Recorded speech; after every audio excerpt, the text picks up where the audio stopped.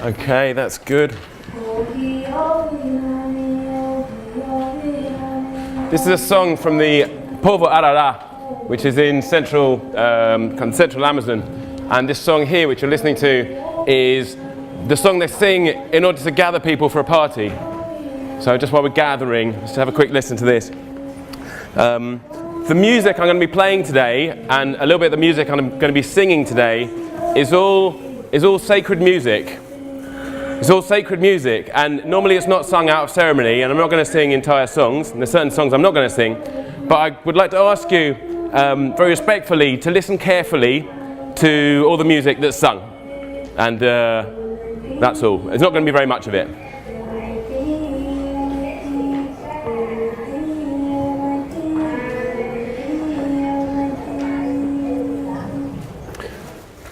Right. From the lips of spirits, music and poetry in the Santo Daime tradition. First question is, what is Santo Daime? I'm going to tell you very quickly. Santo Daime is a syncretic tradition that grew up in the Brazilian Amazon. Its roots are indigenous Amazonian shamanism and also folk Catholicism, which is somewhat different to what you might understand by Catholicism. That's all I'm going to say about Daime. Really, that's what our ritual looks like. We have the women on one side, the men on the other. That's our feitiço, where we make our ayahuasca. We call it Daime. This is how we serve our brew. And this is a little initiation ceremony. This is a wedding. This is a family affair, is Daime. And this is the music. And music is absolutely central to our tradition. In fact, it's pretty much all we do in some of our rituals. We begin with a short prayer, and then we'll sing perhaps 132 songs, or 150 songs, or however many it might be. We can sing sometimes for 12 hours, 15 hours even. And it's pretty much straight, or might be a break in the middle. So music is absolutely central to our tradition.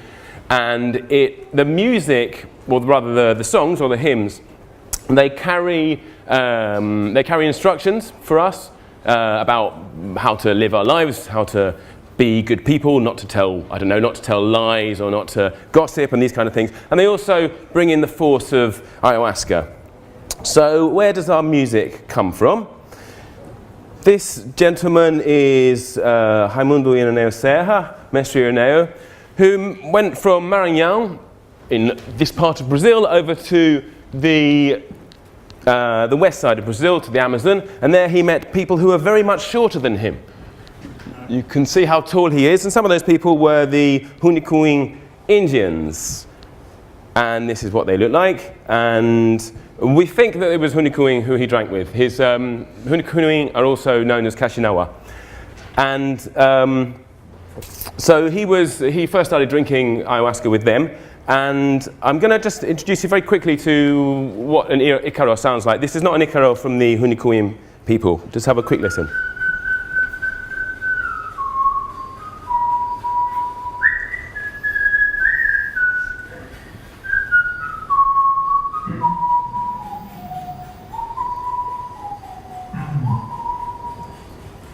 So the first thing you'll notice is that there isn't actually any words. It's whistling, and when the words kick in a minute, you'll notice that it's a lot of repetitive syllables.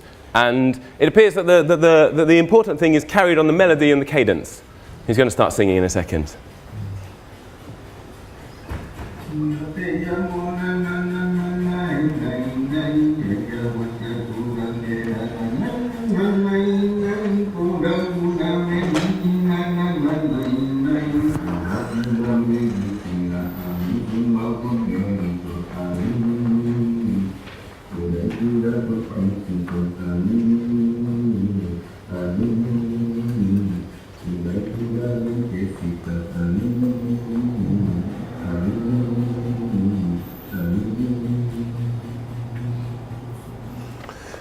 So you'll notice that it's very repetitive and a very specific signature of the music. Now, the Icaros are understood to contain the essence, or to carry the essences of certain plants, or certain animals, or certain natural forces.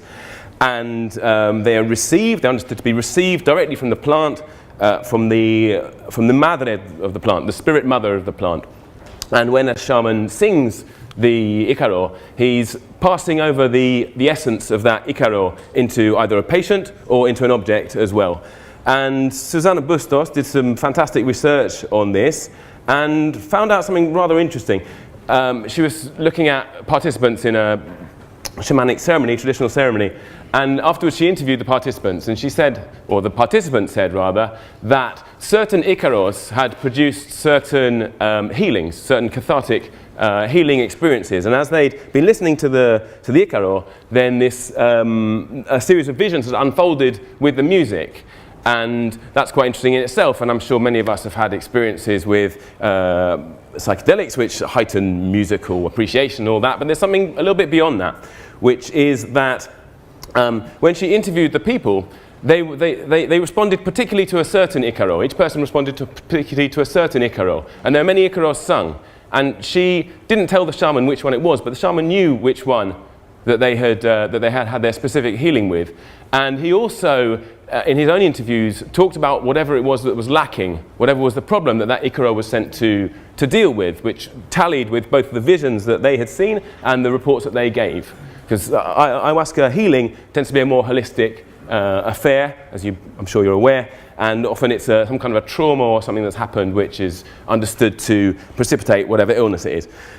So these, as I said, are received in dreams and visions and dieta. Now, do we have anything like this in our own tradition? We have to go quite a long way back. We have to go all the way back to Paracelsus in the 16th century, and he was a very interesting chap. And he cured differently to the prevalent medical model at the time. At the time, it was thought that disease was an imbalance. So if you had too much blood, for example, that made you hot, you would let the blood and might bleed someone until they were unconscious. And Paracelsus said that's not true. He said that a disease has a specific signature, and you can look for that signature in nature somewhere, and then you can contact that signature, and you can, through alchemical processes, you can take off that volatile, that spirit, in fact, where we get the word spirits from in chemistry is from the idea of this part of the mineral or the plant that you can put into a flask, and that's what he's doing there.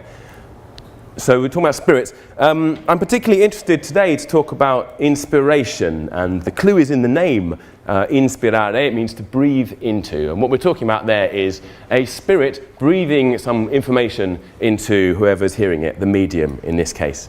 And Paracelsus was a fantastic healer. He cured, according to town records, over half the lepers in Nuremberg, in the colony outside Nuremberg, and then he got kicked out of Nuremberg for causing all kinds of trouble.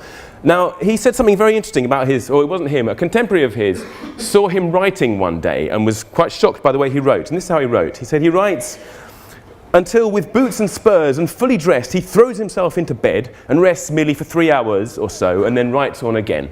So we're talking about quite a possessed and frenetic writing, and this is going to make some sense as we talk a little bit more. So back to the jungle, there's Mr. Ioneo. He learnt something with the Indians he drank with, and he became a curandero himself. He was working with whistling and humming and didn't have any songs, but he had a contact with the Queen of the Forest, this entity called the Queen of the Forest. And one day he had the following conversation with her. It went like this, and I will translate it for you. She said to him, listen, or look, I'm going to give you some hymns, and you're going to leave behind this business of singing, of humming and whistling. And she said, don't do this, my lady. I don't know how to sing. And she said, well, I'll teach you. And the following day, he was looking at the moon, and she said, now you're going to sing. And he said, but how am I going to sing? It's very difficult. And she said, you're going to learn, I'm going to teach you, open your mouth.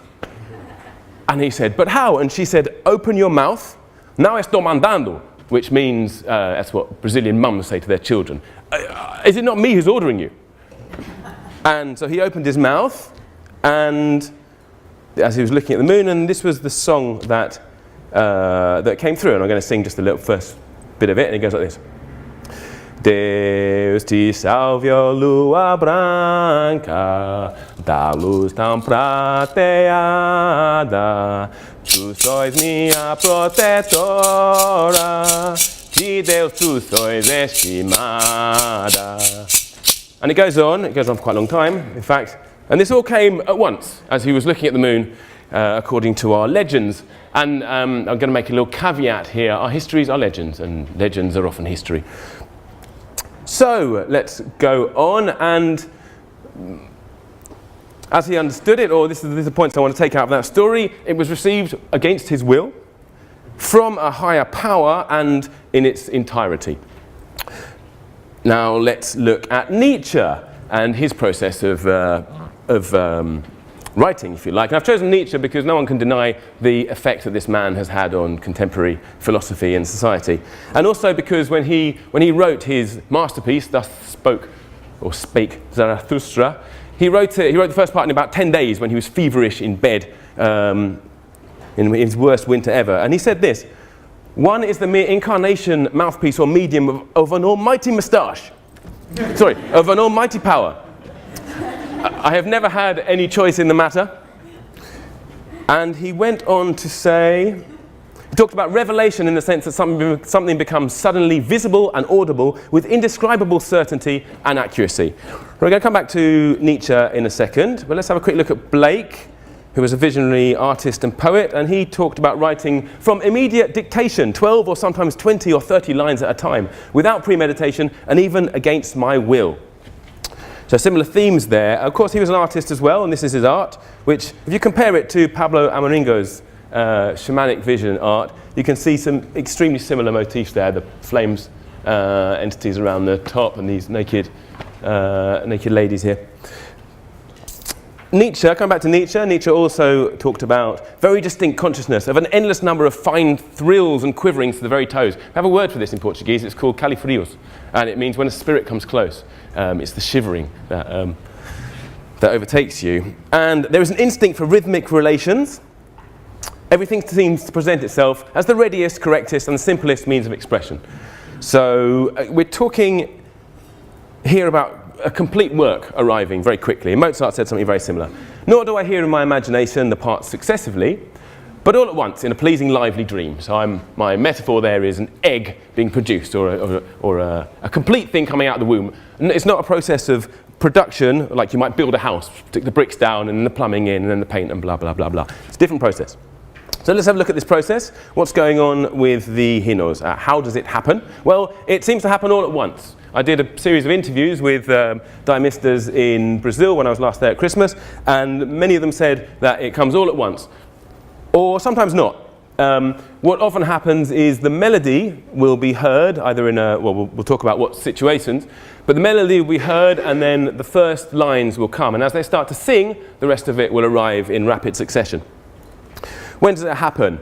So it seems to happen in hypnagogic trances, so at this kind of edge between being asleep or awake, and that has some similarities with the ayahuasca state, according to neuro stuff, which I'm not going to go into. So here's a story from a guy I interviewed, and he was talking about how he was after a Daime session, and he was watching the moon, and he was very high, and the following thing happened. So having a vision with the moon very strong, and I heard a voice coming, the moon came down to me, and I heard a voice in my ear.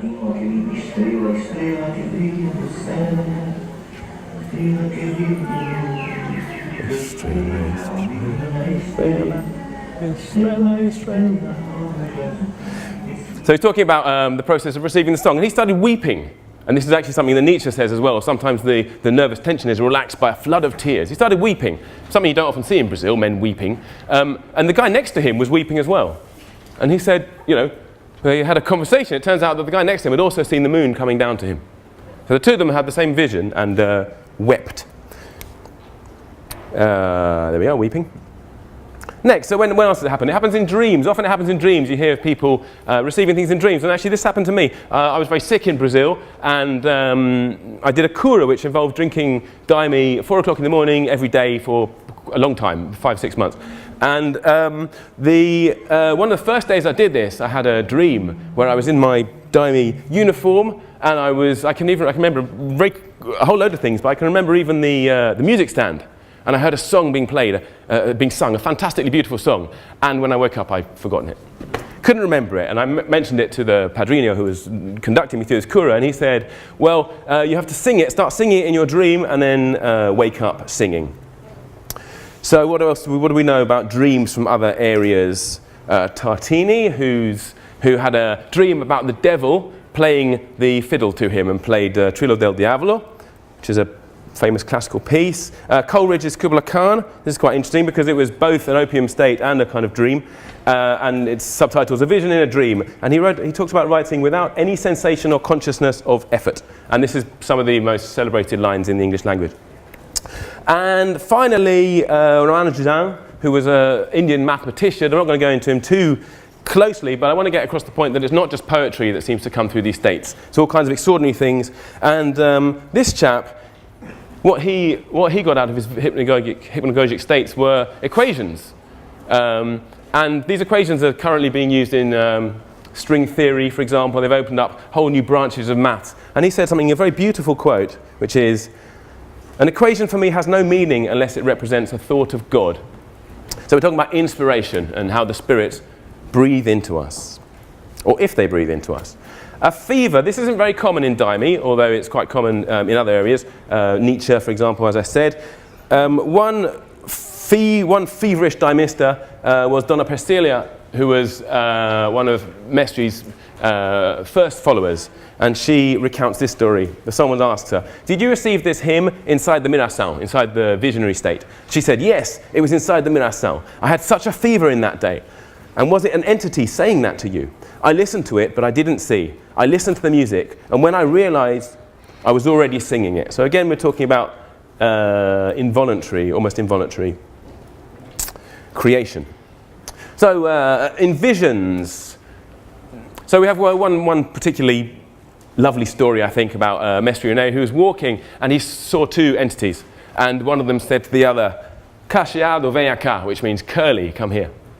And the other one laughed, and when you laugh in Portuguese, you say "ca ha ha ha ha."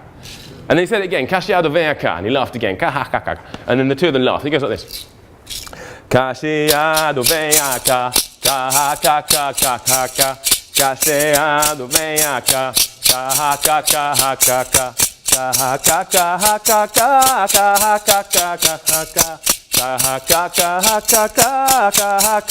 ha ha." So that's one of our tunes. And also in vision, so that's the vision slide. How am I doing for time? Well, got a little more than 10 minutes. Okay. Spontaneous reception of hymns. This doesn't happen quite so often. You do hear people talking about when they were driving along and they started receiving a hymn. Not quite so common in Daime. But what is quite common is natural events precipitating this creative state. And obviously in the rainforest it rains a lot. And a friend of mine, Edson Alexandre, who has an extraordinarily beautiful series of hymns, he was round at a friend's house having lunch. And it started to rain. And rain in Portuguese goes shue, shue, shua. That's the noise of it. And so as it started to rain, he started to hear this song. And it's a long song. It all came at once. And it looks like this. And it sounds... Eee. Oh no, I didn't want to do that. Sounds like this. Shue, shue, shue, shua, shua, shua. Shue, shue, shue, shua, shua, shua. Relampejou e trovejou e desceu água para limpar. Relampejou e trovejou e desceu água para limpar. Which means it rained, it rained, it rained, it rained, it rained, it rained. It thunder and lightning and water came out of the sky to clean everything. It's a long hymn, as you saw in that last slide. We also have calls, along with the shamanic tradition. We have the calling of spirits. And I'm not going to sing them because I don't want to call any spirits here right now. But we have something quite similar, which is, we have the kind of, you have the calls to specific entities, the names I won't mention, but you also have the calls to the Divine Father, and there's a really beautiful one which goes like this, and it's different to the shamanic tradition in that there's often the hymn will begin with a call and continue with the answer. There's one that goes like this. It goes, chamei lá nas alturas que o divino me ouvi, o minha mãe me respondeu, o filho meu estou aqui, which means I called to the heights for the divine to hear me. My mother responded, my son, I'm here. So that's the call and response. And then we also have something which I think is quite specific to, seems like quite specific to Daime, which is the problem and solution. My missus had one of these, in fact. She was out shopping with our kids, and her daughter, my daughter in fact, picked up some chocolate and put it in the bottom of the pushchair so she wouldn't see it, and she came home and then she realised that we had a little shoplifter. And so she said, she thought to herself, oh no, it's just a massive corporation, I don't need to do anything about it. And then she said, no, she's quite very moral, my missus. And so she went back off to Waitrose or wherever it was and gave it back and then came home. And as she opened the door to come home, this hymn started coming into her head. And I arrived shortly afterwards, actually.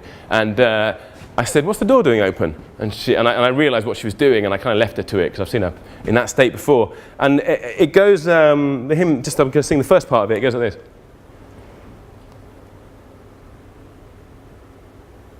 É pra ter consciência, seguindo o caminho, andar direitinho, dentro do poder divino. And it goes on and on and on. And that means it's for us to be conscious, following the path, walking correctly within the divine power. So these kind of moral things seem to come up. And here's a really interesting one from Mestre Neo as well. This was a chap called Antonio Gomez, who's one of his friends and followers, and he was very close to dying. He was ill, and he said to Mestre Neo, I'm feeling awful, and I'm scared of dying. And Mestre went away, drank some Daime, and came back to him some days later with this song. That's the Portuguese, and that's the English. Maybe you can just read the English to get an idea of the kind of things we sing about. And I'm going to sing the first bit in Portuguese for you whilst you're doing that. By the way, when it says on the bar, it's talking about the harbour. It's not talking about the pub, this kind of liminal zone at the edge of the sea. Sou eu cantei na barra que fiz estremecer. Se tu queres vida eu te dou, que ninguém não quer morrer. And they're always call and repeat, so we would repeat it again. Sou eu cantei na barra, and so on and so forth. Right, so there's these moral questions. And are they moral? Or are they poetic? So this is really what I really want to have us think about here. Is this the spirits? How are they working exactly? And what is this?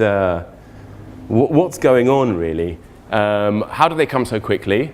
And I don't really have answers to that question. And also, what about this transpersonal aspect of it? Can a spirit appear to one person, another person at the same time? Confusing area. Now, what I understand that science can explain many things, and there's certain things which science hasn't yet explained and may never explain. Poetry can explain everything. There is nothing, as I understand it, which doesn't submit to poetic understanding. And listening to the mathematical talk yesterday, who was seeing these patterns, even in the sequence of prime numbers, you see repeating patterns in nature all over, and I think there's something in the essences and the signatures of plants and also of situations which have a kind of internal poetry. And in fact, it's a radical proposition, but I think the universe is run on a poetic mainframe. And so what's that got to do with this? Right, we know from thank you. So we know from other receptive states outside of Daime that these things can have great impact on the world. This is Mark Pesce, for example, who says, he's the guy who invented the protocols of cyberspace. He talks about this most striking example of this psychedelic catalysis is all the cyberspace protocols. I mean, wham, it came to me like that, and I just saw them.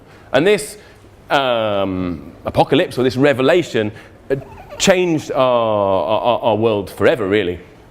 So we know that outside of Daime, you can, I could. Oh, this is another thing Mark Pesky said, which is very beautiful. He says, "My bliss was revealed through the psychedelic experience. If psychedelics reveal the divine or allow you to eminentize it, to see it physically, or this sort of thing, wouldn't it make sense for that moment to be synonymous with the moment of revealing what your bliss is?" So something to ponder there. This is a whole bunch of people who've received things in this hypnagogic state or in dreams or in whatever. The Tesla coil, the AC motor, Boolean algebra, which runs your computers, Kekule's structural theory, benzene ring, all these various inspirations. I could go on, but I really want to bring it back to the Daime experience. And hymns are not the only things that we receive in insights. There's all kinds of other things, inspirations and ideas. But I want to talk very briefly about my own situation and how it impacted on my life. I got very sick, as I was saying, in the jungle, and it was at a time when I was writing a book, and and the book was about, among other things, pharmaceuticals and magic and will, and I got leishmaniasis, which is a hideous disease and potentially disfiguring. It can dissolve the cartilage in your nose and ears, and that's a picture of it. It comes as an ulcer. I got bitten by a sandfly, and it didn't make. It would have made scientific sense, I guess, to treat this with injections. In fact, my sister's a tropical medicine specialist and really insisted that I do this, and it wouldn't have made poetic sense to me. And I was living in a poetic universe at the time, and I like to think I still am. And so I decided to treat it with ayahuasca, with Daime. And this is very simply because our hymns tell me to. And the hymns in other areas had given me fantastic gifts over and over and over again. I was in no doubt of the magic and poetry of my tradition. And so here's one, curo tudo, expulso tudo con poder de Pai Eterno, which means I cure everything, I expel everything with the power of the Divine Father. And that's something, don't have fear to die. If you run away, it's going to get worse for you. It's another one of our hymns. So I decided to treat it, and the long and the short of this story is it very radically altered the direction of my life. I ended up married to this lady here, and who I met during this cura, and who ended up kind of nursing me back to health. And I had these 2 kids, right? And aren't they lovely?